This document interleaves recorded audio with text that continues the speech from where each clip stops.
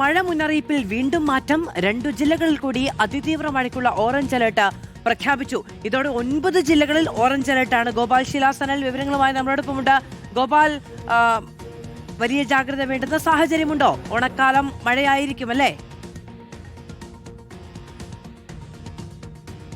ഓണം മഴയിൽ മുങ്ങുമോ എന്ന ആശങ്കയാണ് ഈ ഘട്ടത്തിൽ പ്രധാനമായും ഉയരുന്നത്. പക്ഷേ ഓണക്കാലത്ത്, അതായത് കൃത്യമായി പറയുകയാണെങ്കിൽ തിരുവോണദിനത്തെ മഴ മുന്നറിയിപ്പ് അത്ര ആശങ്ക ഉണ്ടാക്കുന്നതല്ല. പക്ഷേ ഇന്നും നാളെയും കുറച്ച് ആശങ്ക ഉണ്ടാക്കുന്ന മഴയെ ഒന്ന് പ്രതീക്ഷിച്ചിരിക്കേണ്ട മുന്നറിയിപ്പുകളാണ് ഇപ്പോൾ കേന്ദ്ര കാലാവസ്ഥാ നിരീക്ഷണ കേന്ദ്രം പുറപ്പെടുവിച്ചിരിക്കുന്നത്. 14 ജില്ലകളിൽ 9 ഇടത്തും ഇന്ന് ഓറഞ്ച് അലർട്ടാണ് നൽകിയിരിക്കുന്നത്. അതായത് അതിതീവ്ര മഴയ്ക്കുള്ള സാധ്യതയാണ് പ്രവചിക്കപ്പെടുന്നത്. ഈ ജില്ലകൾ എടുത്ത് പരിശോധിക്കുകയാണെങ്കിൽ പ്രധാനമായും വടക്കൻ കേരളത്തിലും മധ്യ കേരളത്തിലുമാണ് മഴ തകർത്ത് പെയ്യാനുള്ള സാധ്യത പ്രവചിക്കപ്പെടുന്നത്. കണ്ണൂർ, കോഴിക്കോട്, വയനാട്, മലപ്പുറം, തൃശൂർ, എറണാകുളം, ഇടുക്കി, ആലപ്പുഴ, കോട്ടയം ജില്ലകളിലാണ് ഇന്ന് ഓറഞ്ച് അലർട്ട് നൽകിയിരിക്കുന്നത്. ബാക്കി 5 ജില്ലകളിൽ ഇന്ന് യെല്ലോ അലർട്ടും നൽകിയിരിക്കുന്നു. ഗംഗാതീരത്തിന് സമീപം പശ്ചിമ ബംഗാളിന് മുകളിലായി സ്ഥിതി ചെയ്യുന്ന ന്യൂനമർദ്ദത്തിന്റെ സ്വാധീന ഫലമായിട്ടാണ് ഇത്തരത്തിൽ സംസ്ഥാനത്ത് മഴ കനക്കുന്നത് എന്നതാണ് നമുക്ക് ഇതിൽ ഔദ്യോഗികമായി ലഭിക്കുന്ന ഒരു വിശദീകരണം. 28-ാം തീയതി വരെ സംസ്ഥാനത്ത് വിവിധയിടങ്ങളിൽ മഴ ശക്തമായി പെയ്യുമെന്ന്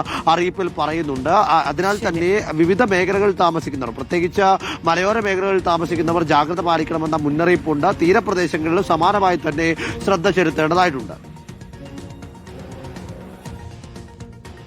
ഗോപാൽ, തിരുവനന്തപുരത്ത് മഴയുണ്ടോ? തിരുവനന്തപുരത്ത് നിലവിൽ മഴ പെയ്യുന്നില്ല. ഇന്ന് ഉച്ചയ്ക്കൊന്ന് പെയ്ത് ചെറുതായിട്ടൊന്ന് പെയ്ത് തോർന്നു എന്നതിനപ്പുറത്തേക്ക് അതിനുശേഷം മഴ ഇതുവരെ കാര്യമായി പെയ്തിട്ടില്ല തിരുവനന്തപുരത്ത്. പിന്നെ മുന്നറിയിപ്പുമായി ബന്ധപ്പെട്ടും ആശങ്കപ്പെടേണ്ടതില്ല. തെക്കൻ ജില്ലകളെ ഒന്നും ബാധിച്ചിട്ടില്ല. ആ ജില്ലകളുടെ കൂട്ടത്തിൽ തിരുവനന്തപുരം ഉൾപ്പെടുന്നുണ്ട്. ഓക്കെ, ശരി. അല്ല, ഈ ഓണാഘോഷം, ഓണം വാരാഘോഷം ഒക്കെ ഉദ്ഘാടനമായിരുന്നല്ലോ ഇന്ന്. അപ്പോൾ മഴ പ്രശ്നമാണോ? ലൈറ്റ് കാണാൻ പോകാനുള്ള സാഹചര്യം ഇല്ലേ തിരുവനന്തപുരംകാർക്ക് എന്നറിയാനുള്ള ഒരു ക്യൂരിയോസിറ്റി കൊണ്ട് ചോദിച്ചതാണ്. ഓക്കെ, അപ്പോൾ ഗോപാൽ ശിലാസനിലാണ് വിവരങ്ങൾ നൽകിയത്.